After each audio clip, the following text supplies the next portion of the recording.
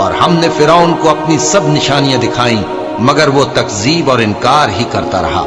کہنے لگا کہ موسیٰ، کیا تم ہمارے پاس اس لیے آئے ہو کہ اپنے جادو کے زور سے ہمیں ہمارے ملک سے نکال دو؟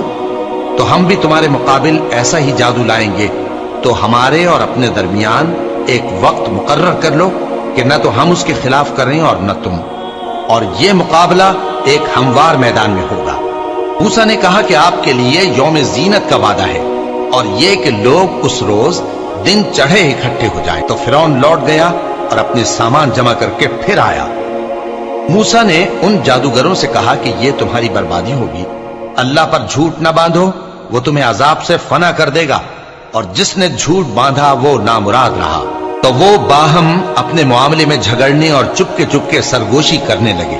کہنے لگے یہ دونوں جادوگر ہیں، چاہتے ہیں کہ اپنے جادو کے زور سے تم کو تمہارے ملک سے نکال دیں اور تمہارے بہترین مذہب کو نابود کر دیں۔ تو تم جادو کا سامان اکٹھا کر لو اور پھر قطار باندھ کر آؤ، آج جو غالب رہا وہی کامیاب ہوا۔ جادوگر بولے کہ موسیٰ، یا تو تم اپنی چیز ڈالو یا ہم اپنی چیزیں پہلے ڈالتے ہیں۔ موسیٰ نے کہا بلکہ تم ہی پہلے ڈالو۔ جب انہوں نے چیزیں ڈالیں تو یکا یک ان کی رسیاں اور لاٹھیاں موسیٰ کے خیال میں ایسی آنے لگیں کہ وہ میدان میں ادھر ادھر دوڑ رہی ہیں۔ اس وقت موسیٰ نے اپنے دل میں خوف محسوس کیا۔ ہم نے کہا خوف نہ کرو، بلا شبہ تم ہی غالب رہو گے، اور جو چیز یعنی لاٹھی تمہارے داہنے ہاتھ میں ہے اسے ڈال دو کہ جو کچھ انہوں نے بنایا ہے اس کو وہ نگل جائے گی۔ جو کچھ انہوں نے بنایا ہے یہ تو جادوگروں کے ہتھ کنڈے ہیں، اور جادوگر جہاں بھی جائے کامیاب نہیں ہوگا۔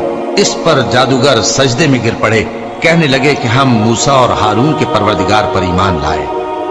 فرعون بولا کہ پیشتر اس کے کہ میں تمہیں اجازت دوں تم اس پر ایمان لے آئے، بے شک یہ تمہارا بڑا یعنی استاد ہے جس نے تم کو جادو سکھایا ہے، سو میں تمہارے ہاتھ اور پاؤں مخالف سمت سے کٹوا دوں گا اور تم کو کھجوروں کے تنوں پر سولی چڑھوا دوں گا، اور تم کو معلوم ہوگا کہ ہم میں سے کس کا عذاب زیادہ سخت اور دیر تک رہنے والا ہے۔